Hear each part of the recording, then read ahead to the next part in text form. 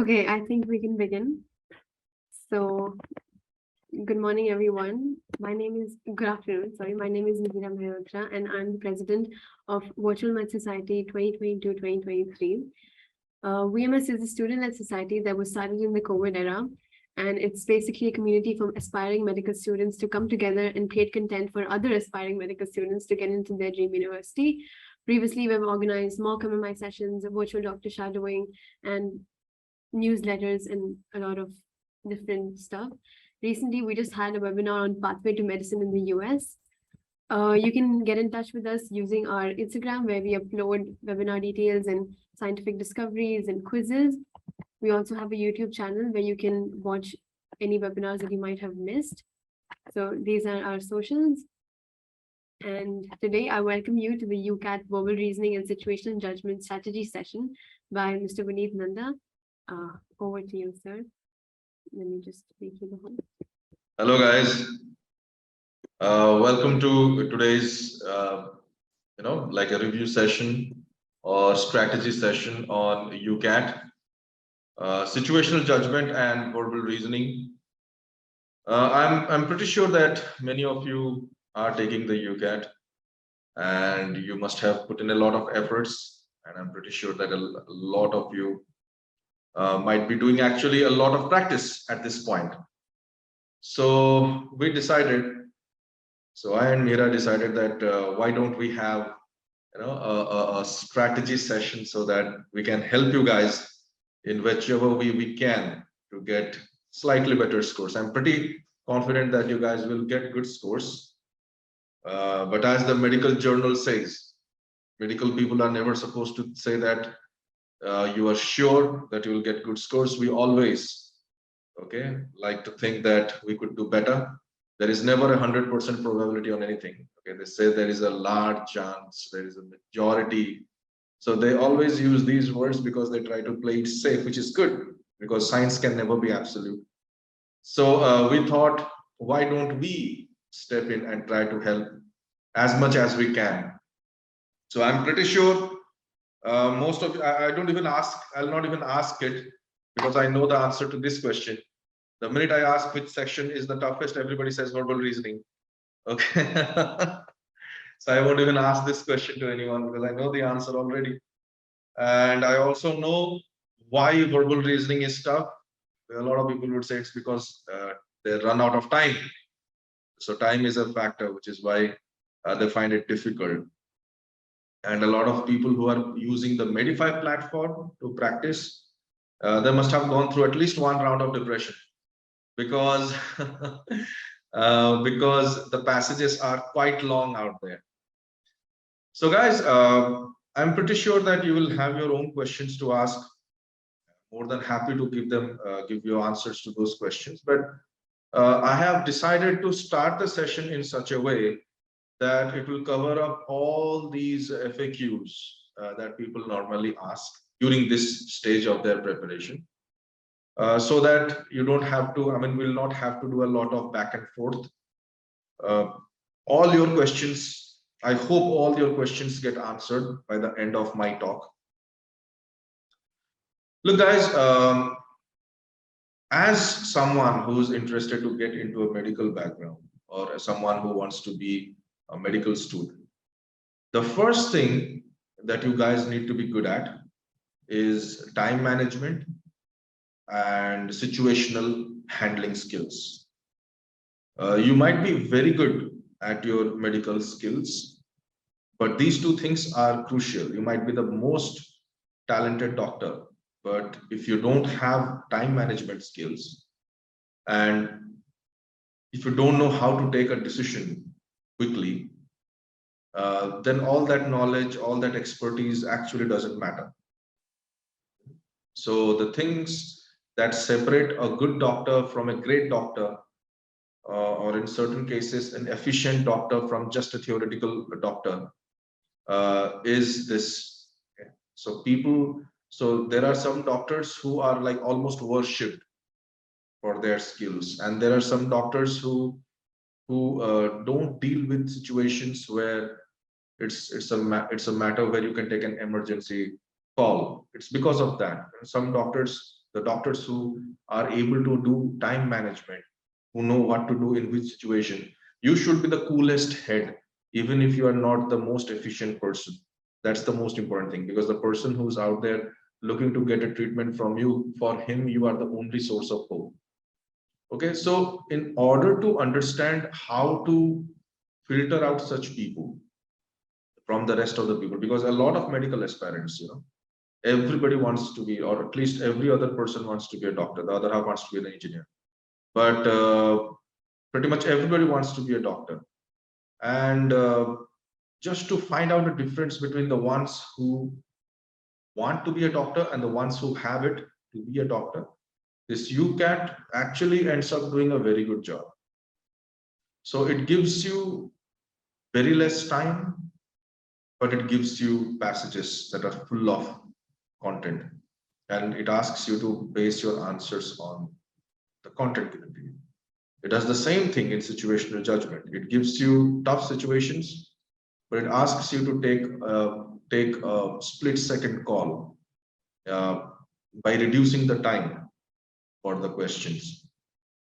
And as you see, time management is the most important thing in UCAT, verbal reasoning or situational judgment, no matter whatever it is. But what I wanted to discuss is why exactly, I mean, is it feasible to expect people to do well when time is less and you are giving them passages? Yes. Because they don't want people to actually read the passages. Okay, so anyone who's complaining that, we always run out of time, and like I know a lot of students who get 24, 22, 24 question. I mean, they can answer only 20 to 24 questions before they run out of time, but their accuracy is mesmerizing. Like it's almost unbelievable, you could say. Like they would get, out of 22, they would get 20 correct. Out of 24, they would get 23 correct. Sometimes they get 24 correct. So how is it possible? They can't be bad students, right? I mean, if you're getting a near perfect accuracy on every single question you are attempting, you're getting like almost the perfect answer all the time. So that means that these kind of students are really good students. But the problem is they don't know how to manage time. So today I'm going to talk about a few time management strategies. And I hope you guys understand the importance of this and start implementing it so that you can see some changes in your skill sets, or at least in your scores, because these strategies that I'm talking about, they're simple yet effective. You can start practicing on them from today itself, and they will improve your scores without you having to do anything very radical or very different from what you are doing already. So whatever your method is, try to incorporate it in that. The first one is about the ability to filter out which questions to attempt. A lot of people think that you are supposed to attempt every single question as it appears. Yes, you are supposed to attempt every single question for sure. There are 44 questions in verbal reasoning, and you're supposed to attempt all of them. But because there are no negative scores, so yes, attempt all of them. But do you really have to attempt them in a serial order, like question number 1 first, question number 2 second, question number 3 third? That is actually not a very smart move. Because what UCAT does is, what UCAT mostly does is, it gives you certain questions for which there are actually no very clear answer. If you guys are preparing from Medify, you would know that there are certain questions where they would tell you that the answer is B, but when you read the justification, you will not be able to make sense of it. Many such questions are there in UCAT, where they just basically give you a question that doesn't make any sense. And that question can be there pretty much early in the test. So the general tendency of students is they think, if the first question is so tough, then it only gets tougher and tougher from this stage onwards. So we must spend some time and get at least the first few questions right If the beginning is not correct, then how will the ending be? So all these things keep on playing in their mind. Please be practical. In UCAT, it is possible that the first 4 questions are difficult, and then you might end up with a string of very easy questions. Lots of true and false questions, true, false, and can't tell questions. So understand the importance and significance of flagging the questions. It's very important. You need to know exactly which question to flag. Any question which you feel is going to take a lot of time to solve. And how do you know what is the parameter for knowing whether a sentence or whether a question is going to take a lot of time to solve or not? If you cannot understand the question in the very first go, that's one.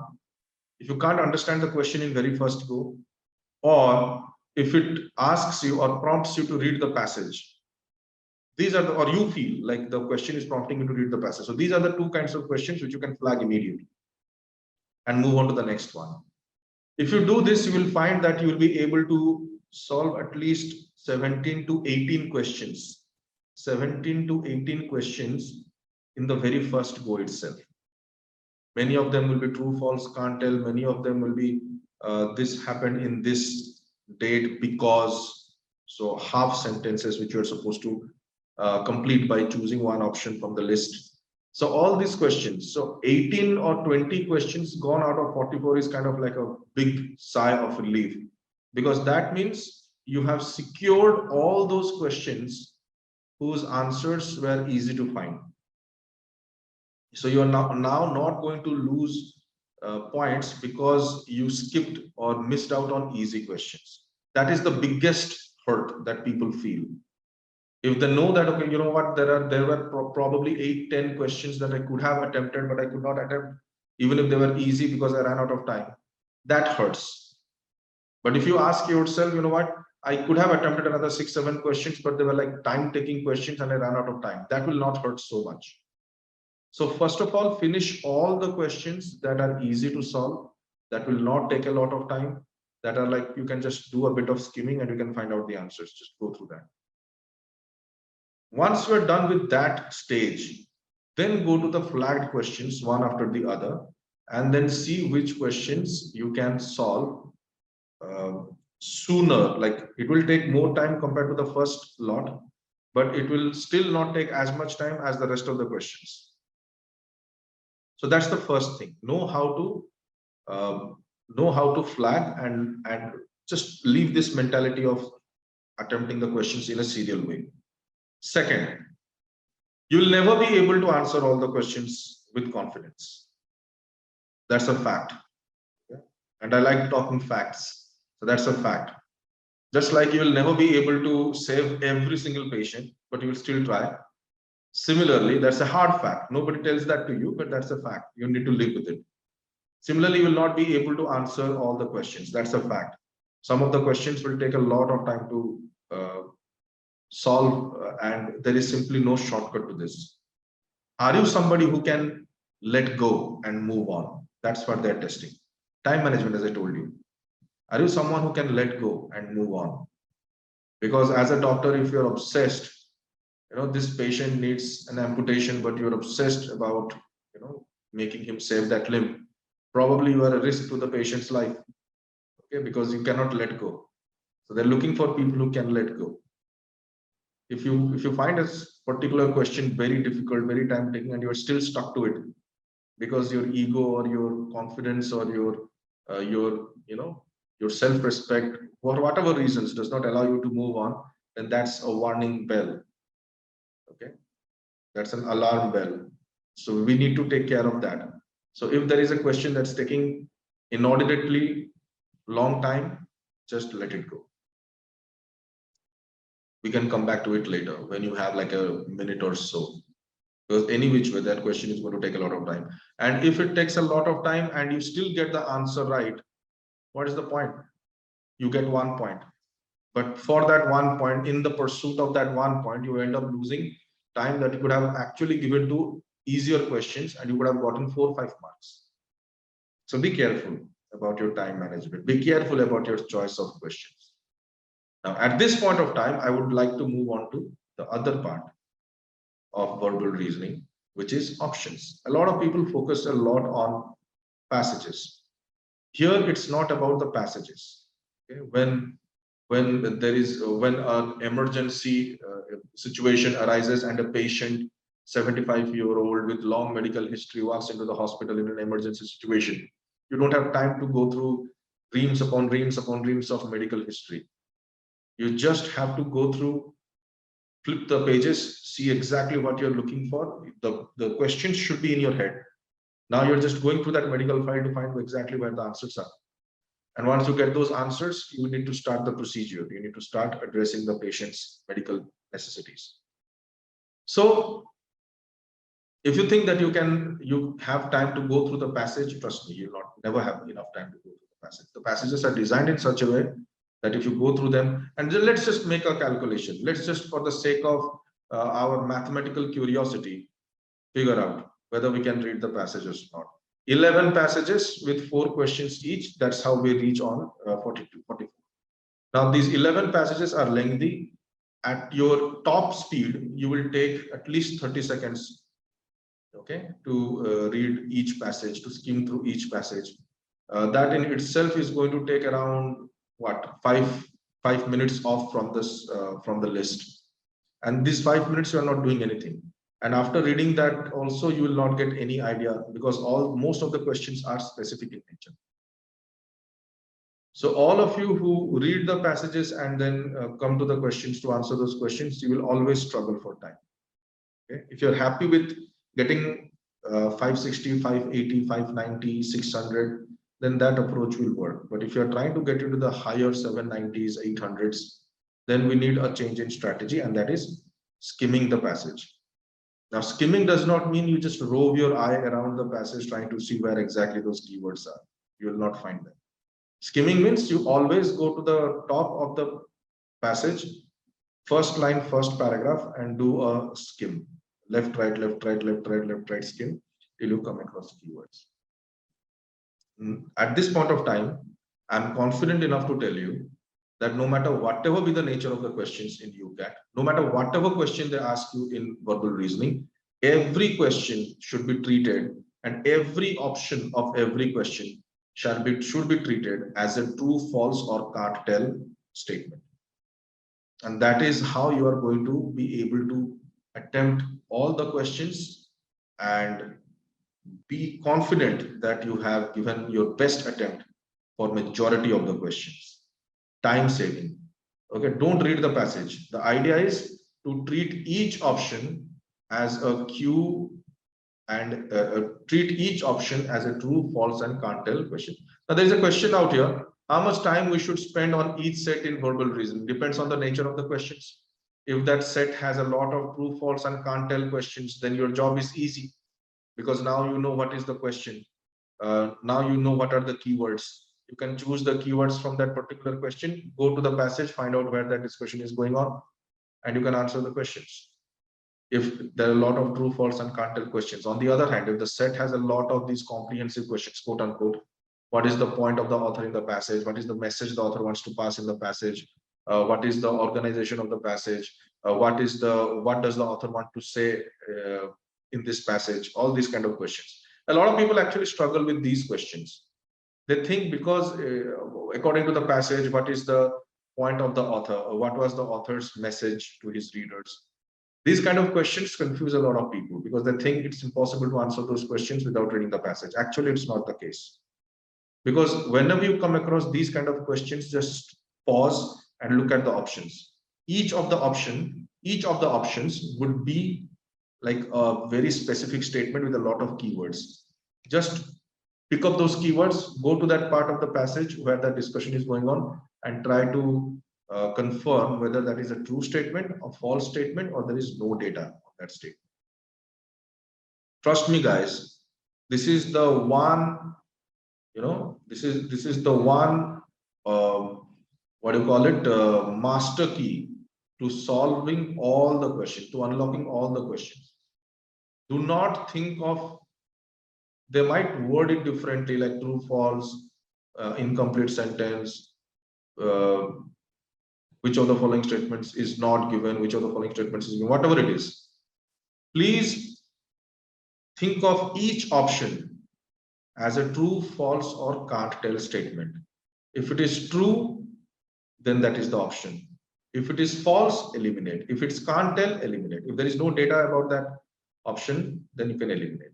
Now, at this point of time, I would like to go one step in detail. A lot of questions are coming in.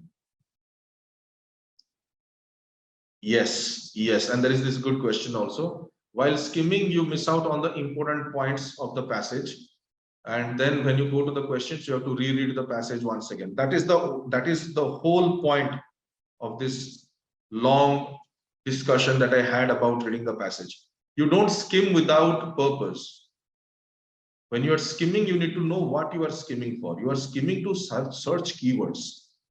If they ask in 1950, the British decided to occupy XYZ.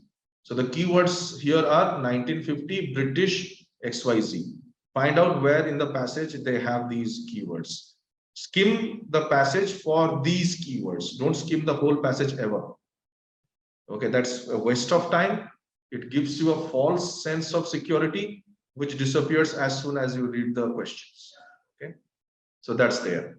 Now, the next thing is, I would like to go one step deeper into this. So what exactly, I told you that you are supposed to use the keywords to skim and look for those keywords. Now, are you going to get the exact keywords all the time?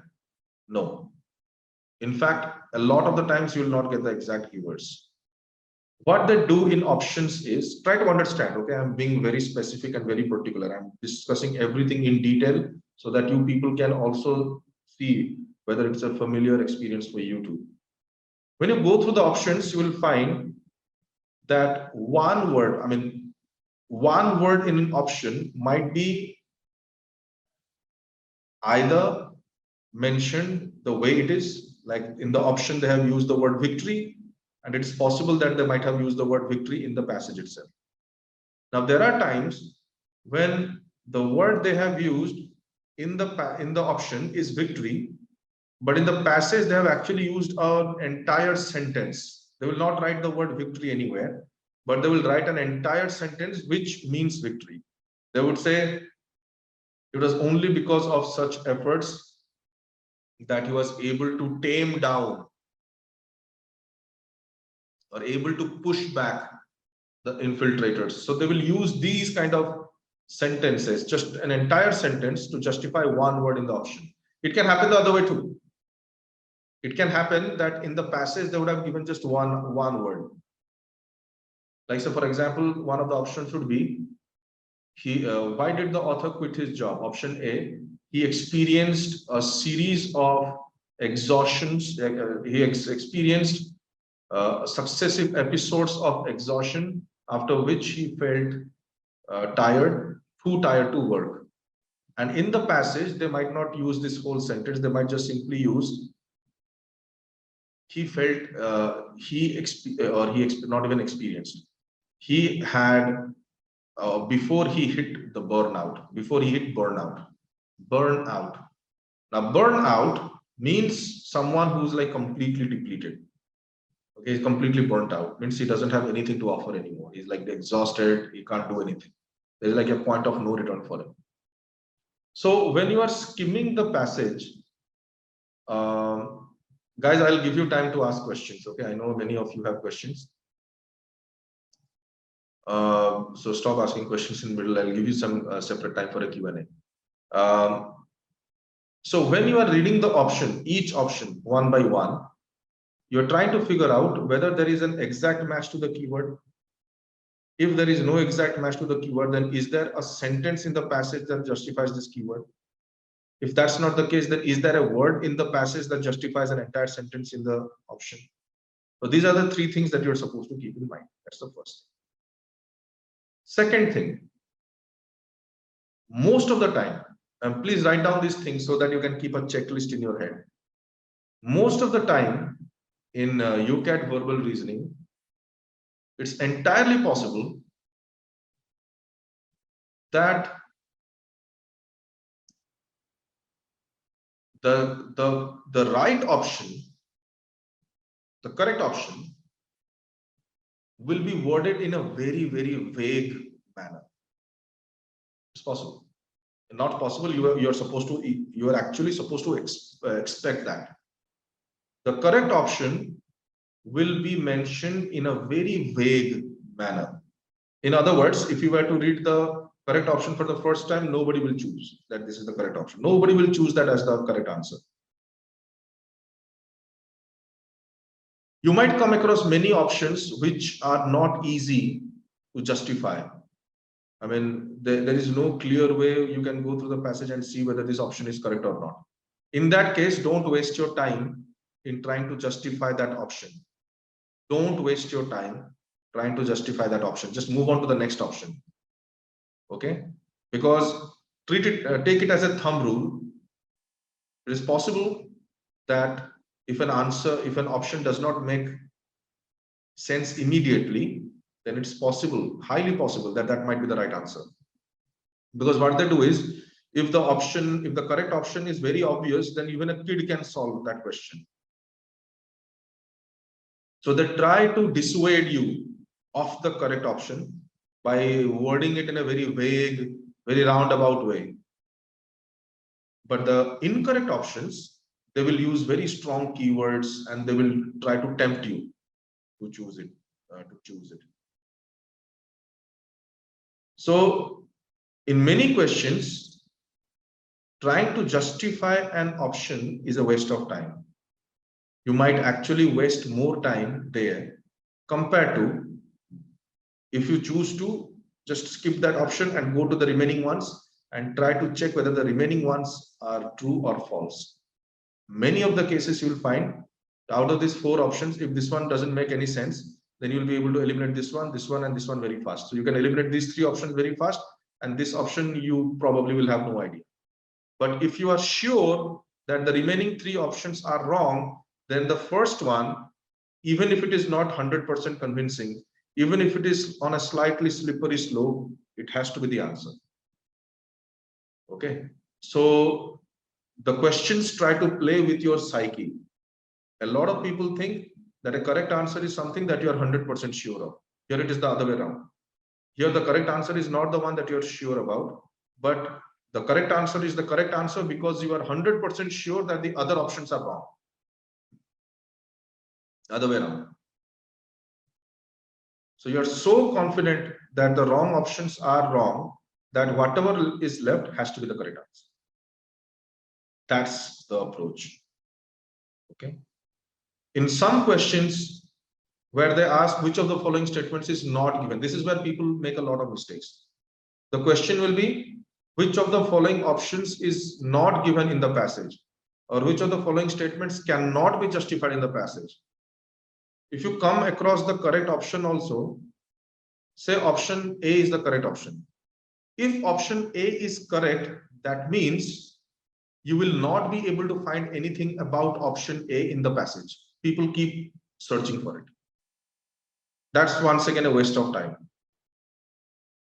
If an option is not there in the passage, it will not be there in the passage. How can you look for the presence of an absence? How can you search for the presence of something that is absent?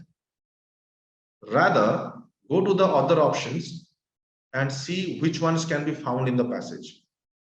So please keep this in mind, guys. Okay, it is not necessary that you will always choose the correct option. Sometimes the correct option will be chosen for you because you are actually eliminating any other option. So these are 2 things you need to keep in mind. Don't waste your time is what I'm trying to say. If you are not able to figure out an option, move on to the other ones. They will be much easier to solve. Now, trick number 3, strategy number 3. So far, we have discussed 2 strategies. One, do not do the serial, or at least 3 strategies. The first one, do not do a serial solving of the question. Try to figure out which are the easiest ones first, flag everything else, and then come back to those questions again and you can attempt. That's the first thing. The second thing that we learned is not all the like you are not supposed to read the passages. You are supposed to read the questions and then come to the passage using the keywords from the questions to find out where in the passage do they have these keywords and try to solve it accordingly. Second. Third, when you are choosing which option, like no matter whatever be the nature of the question, treat each option of a question as a true, false, or can't tell statement. If it's a true statement, that is the answer. If it's a false statement, eliminate. If it's a can't tell, which means there is no data to back it up, eliminate. Okay. And now let's finally discuss the one thing that a lot of people make mistakes in. Even if so, these are the kind of questions a lot of people make a mistake in. But when I tell them that this is where they have made the mistake, they immediately understand. Yes, yes, yes, Vineet, or yes, sir, we understand exactly what's there. And that question is where they miss out on these words, not. Which one of the following is not given in the passage? Which one of the following cannot be justified in the passage? All of the statements are true except. People like completely skip that not except part. Which one of the which one of the following statement is not given in the passage? They will read it as which one of the following statements is given in the passage. And because the people who have designed the questions expect you to skip that not, what they do is the first option, option A, is always there in the passage. And it's like very easy. It's given to you like a platter, like a gift on a platter. They'll give it to you, option A. Probably the first line of the passage would be exactly what option A is. And because you have read the question as which of the following is true, as per the passage, option A will look like an absolutely sure short answer. A lot of people choose option A and run away. They don't even look at the options. They're absolutely right. Option A is a right statement, is a true statement given in the passage. But the question is which one of the following is not a true statement. Okay. So don't lose marks when, as it is, you will have some tough questions. But these are very easy questions. But a lot of people make mistakes because they forget or skip reading. Now, why do they skip reading this? Because they are always in a hurry. So a lot of people ask me, what shall we focus on? I think it is pretty late in the day to actually have a discussion on this. But please always prioritize accuracy. Because if your answers are correct, that means your brain understands what it needs to get the answer right. So you can, the logical reasoning skills are operating at an optimal level. But if you are just focusing on speed, so what's the best thing about it? I mean, I don't really understand how focusing on speed is going to improve your scores. Like you can beat your speed any day. You can just go click on all the answers. Question number 1A, question number 2B, question number 3. You can finish the whole set in 5 minutes, depending on the speed of your internet.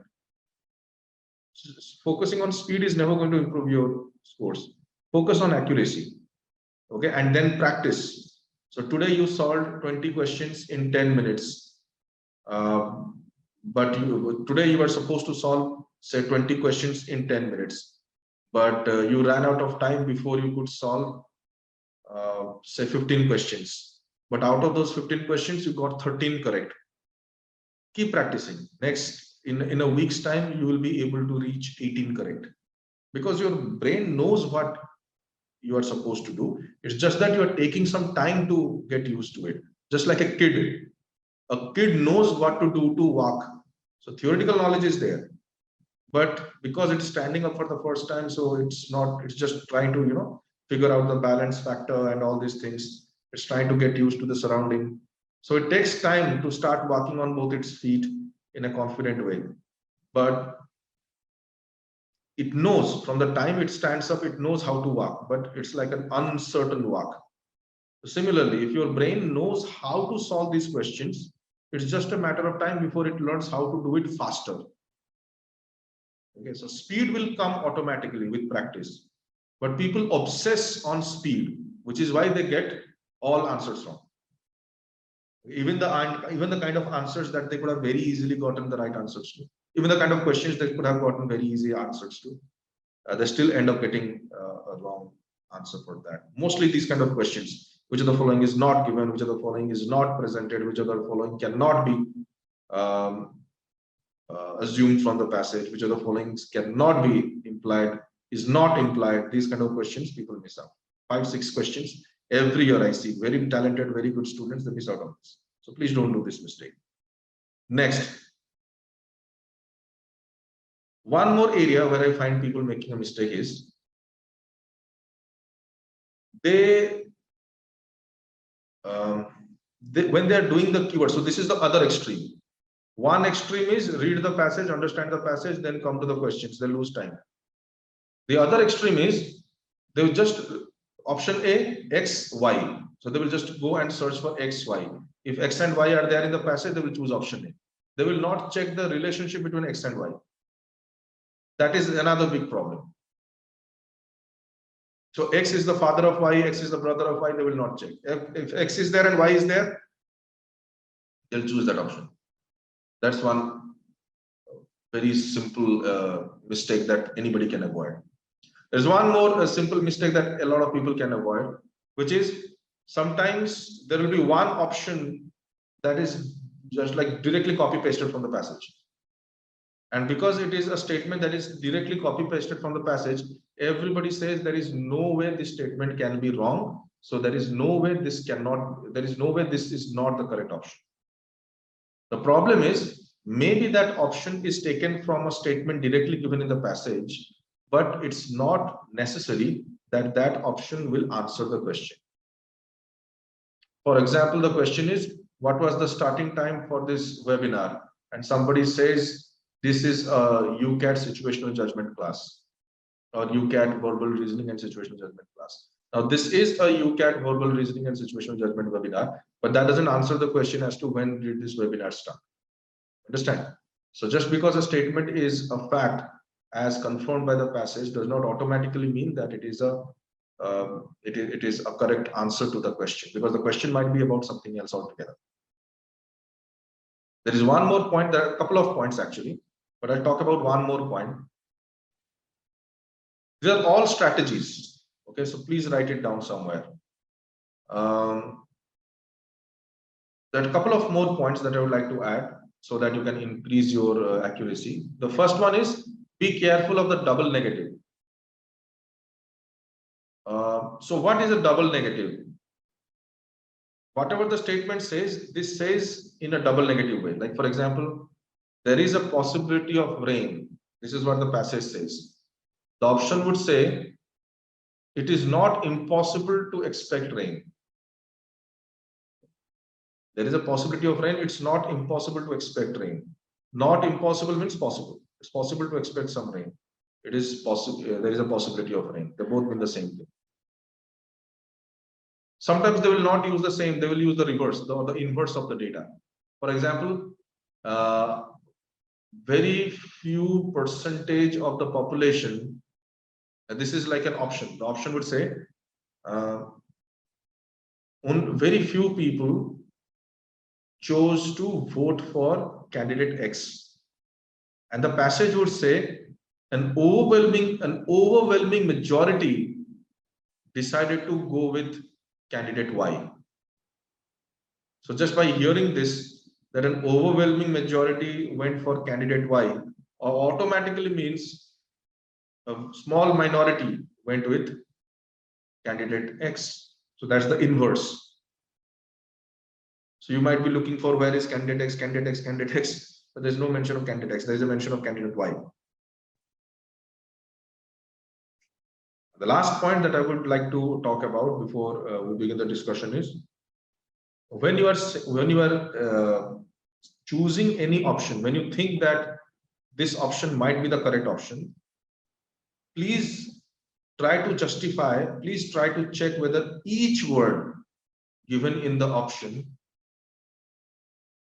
can be backed up by details given in the passage. This is very important. A lot of us don't actually pay attention to small words. So small words means of, in, all, total, is versus maybe. A lot of us don't actually pay any attention to these words. They think, yeah, this all goes together. They take it in a contextual sense. They take it in a like a subjective way. They say, it says a lot of people means it must be all. In UCAT, it is not that case. Most lot of people means lot of people. Lot of people can never be all the people. Most means most. Most and almost can never be all.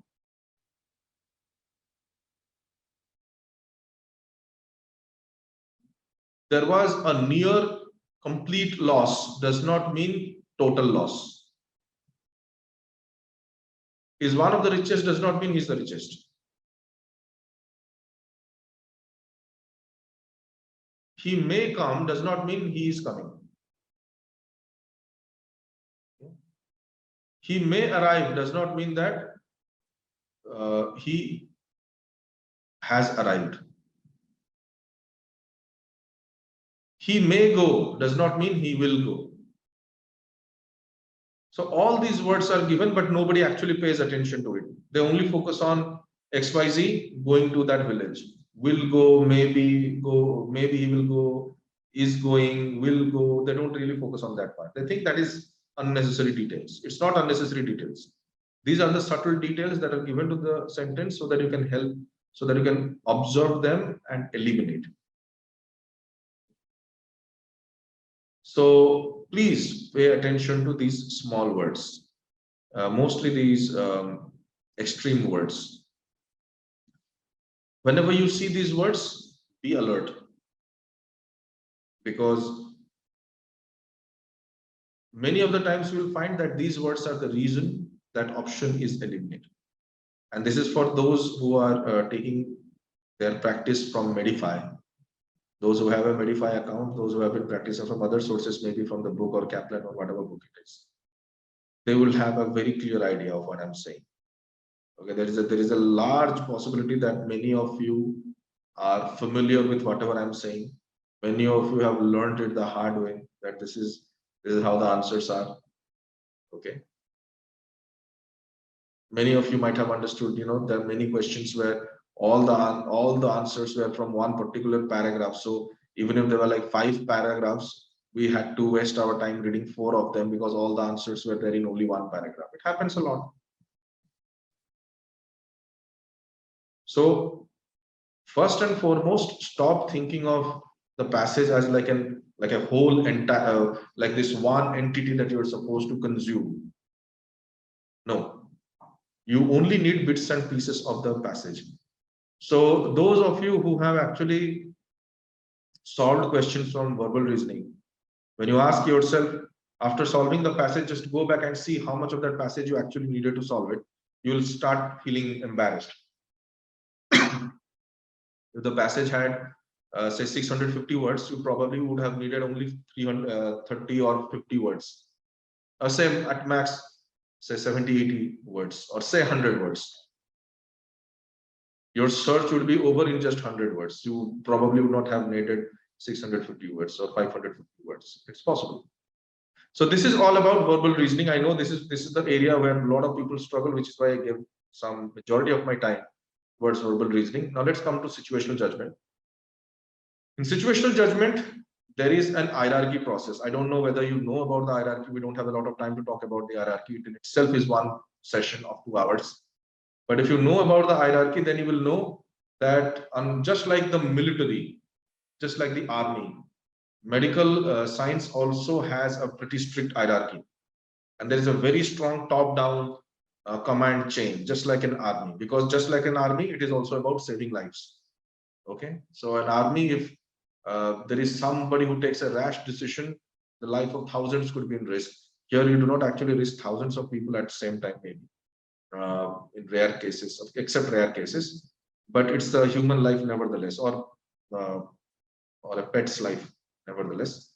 So the idea here is also to follow a very strict top-down approach, and whether you like something or not does not matter. Whether you would support an action personally or not doesn't matter. You have to follow the medical code of ethics and guidelines, and there is if you're reading for situational judgment from Medify or you are reading it from any of these Kaplan or the official guidebooks, UCAT 1250 book, then you will find this given in the explanation. So you have to go through the hierarchy clearly in order to understand. I'll give you one small strategy here. A lot of people struggle with this important question. So let me tell you in a short, what is these important questions? So the important questions are based on four options.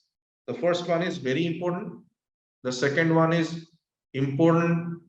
Third one is minor importance, and fourth one is not important at all. Let me explain one of them, each one of them one by one. Most important means it is such an important factor that you would rather not take any action. Okay. So if the factor is very important and you are taking a position that opposes it, you would rather step back than bypass that factor. So if it is a very important factor and you are planning to take an action against it, you would rather step back because you can't bypass this. It's a very important factor. If it's a very important factor and you are taking a position that aligns with this, then you will proceed with it no matter what. You will not worry about any other hurdles because it's a very important factor. So a very important factor means it takes precedence no matter whatever happens. Important means you have to balance both. Like, for example, a patient telling you that he wants to try alternative medicine, he doesn't want chemo. And you as a doctor know that that alternative medicine is pure nonsense, it's not going to work. So the patient's right to decide his treatment is very important. Even if you know that, it's not going to help, you still can't force him to take medicine or chemo. Okay, so even if your belief, even if your medical science is telling you to take a clearly antagonistic position to this thought process, you still can't override it because a patient's right of decision about his medical treatment is supreme. So how important is the factor that, how important is this factor to consider for the doctor? The patient has decided to go for it. It's very important. There's no way that you can bypass it. The patient has the last say. Now, how important it is for the doctor to know or to be convinced that the alternative medicine is not going to work in this situation? Important. Because if you say it's very important, that means you'll override the patient's right to decision making and you will make him take the chemo nevertheless, if you think that it is very important. So in this case, it's important. So this is it is important that you know that the medical process that the patient is opting for is not going to work, but it cannot be very important because it is at a lower hierarchy at that position. Now, what is minor importance? Minor importance means something that ordinarily would have been important, but under these circumstances, you can just push it down the priority. Because at this point of time, if you focus on it, then you will not be able to work. That is minor importance. And not important at all means when there is like absolutely, it was never a factor in the first place. It was a completely unrelated thing. So a lot of times they ask you questions like, should a person consider the equation he has with his colleagues? Or the kind of situation he will face with his colleagues if he reports one of them to the supervisor. A lot of people choose not important at all, but it's always important. What your colleague thinks about you, the kind of equation that you have with your colleague is never going to be not important at all. It's always of minor importance, because if the colleague has done something that he should not have done and you're reporting him to the authority, but how he thinks about it, how he feels about it is always important. In this situation, yes, he should be reported to the authority, so you're reporting it, but you cannot say that what he thinks of you is not important at all. It is important, so it is of minor importance. All right, guys, I'm going to open up this session for Q&A. If you have got questions, now's the time to ask. We don't have a lot of time, unfortunately. Wish we could have more such sessions where I get to share information. But anyways, Do you have any questions? Now is the time to ask. You can send the questions in chat. So 3 questions were there. How much time you should spend on each set? I told you the answer depends on the kind of questions you have in the set. And as far as missing out on important points of the passage, is like you don't actually need to read the whole passage or skim through the whole passage because you are clueless. You don't even know what you are skimming for. Skimming is different from reading. Reading, you read to understand. You don't skim, you don't skim to understand. You can't skim through the passage and then expect to understand the passage. That is not going to happen. People skim through the passage to find out keywords. People read the passage to understand. Okay. If you are going to read the passage, then you will never be able to find out the keywords because you are taking your time to understand each sentence. So by the time the keyword comes, time is over. And similarly, you cannot skim and try to understand the passage because you are just going through lines after lines finding for keywords. Should we read the question before reading the entire? All the time? You should always read the question, but not just the question. If you can just read the true, false, and can't tell question, and you can remember it. But for questions like which of the following statements is not given, that question does not have anything. In that case, use the keywords from the options. Where does confronting colleague in a group setting come in the hierarchy? It's on the same level, depending on who you are, who's confronting the colleague. So if it's a senior, like a GP or a consultant or a senior or a supervisor or a nurse, even for a medical student, if they are confronting a colleague, like your colleague, like this question is kind of ambiguous. If it's like a doctor versus doctor confrontation, then it's on the same hierarchy. Medical student versus medical student confrontation, same hierarchy. Senior versus senior confrontation, same hierarchy. Okay, so I think this is what you meant by a colleague. Next thing, between a patient and your colleague, always side with your colleague's version of the story, unless it is about a patient's medical treatment, health concern, or dignity. Okay. So if a patient is complaining that he is not receiving proper medical treatment, if the patient is concerned about his health, or if the patient feels that his dignity is in question, then you side with the patient immediately. But beyond these 3 things, please side with your colleague if there is an altercation. So like, for example, the patient gives a different narrative, your colleague, like a friend, gives a separate narrative. Side with your friend because he's from a medical profession and he is bound by the same rules, laws, and regulations as you are. But a patient is a wild card. He can choose to do whatever he wants. All right. Any other questions, guys?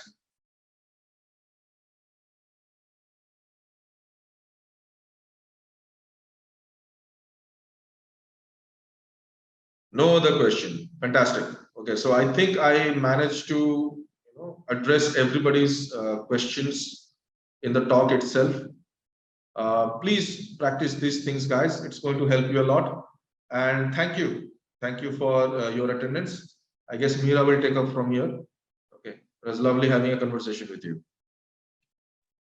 Thank you so much, everybody, for joining. I'm just going to send a feedback form so that you can give in any blessings to sir, or if you want anything else from our session, just give me a minute.